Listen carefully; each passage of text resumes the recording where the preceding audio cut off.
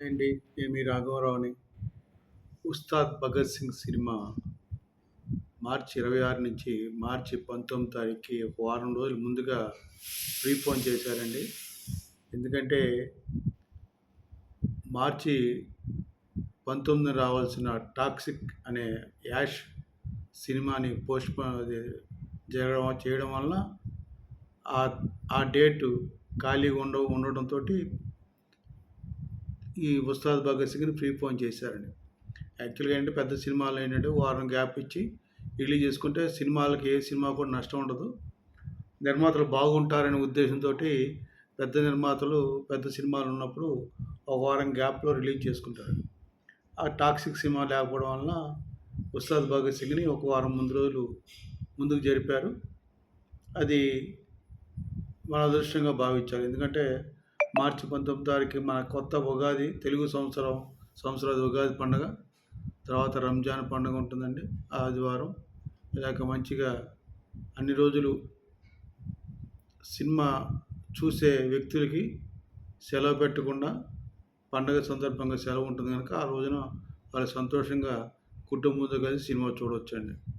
నేను ఒకటే నిర్మాతల్ని, దర్శకుడిని కోరేది, మ్యూజిక్ డైరెక్టర్లను కోరేది. మ్యూజిక్ డైరెక్టర్ ఇప్పుడు తమన్ కూడా వచ్చి యాడ్ అయ్యాడట ఈ సినిమాకి బ్యాక్‌గ్రౌండ్ మ్యూజిక్ కోసం.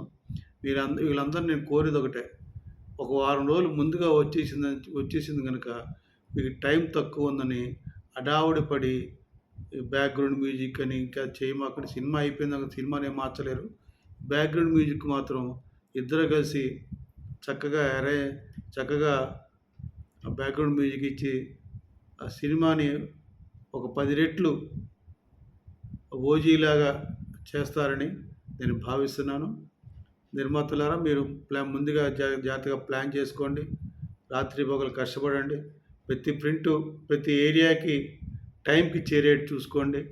టైంకి సినిమా పడేట్టు చూడండి. లేకపోతే అభిమానులు చాలా డిసప్పాయింట్ అవుతారు.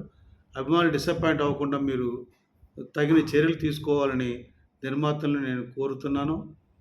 హరీష్ శంకర్, నీకు ఇంకొక 'గబ్బర్ సింగ్' కావాలని నేను మనస్ఫూర్తిగా కోరుకుంటున్నాను.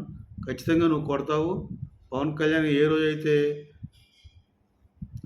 ఈసారి దెబ్బ అదిరిపోయిందన్నారు చూసారా, బాక్స్ బద్దలైపోవాల్సిందని, ఖచ్చితంగా పవన్ కళ్యాణ్ అన్నారెడ్డి సినిమా ఖచ్చితంగా బాక్స్ బద్దలవుద్దని తెలియజేస్తున్నాను. తెలుగు ప్రజలు గమనించండి. మార్చి 19 ఉగాది రోజున 'ఉస్తాద్ భగత్ సింగ్' రిలీజ్ అవుతుంది.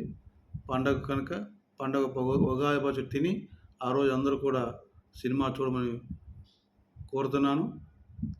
జై జనసేన, జై హింద్.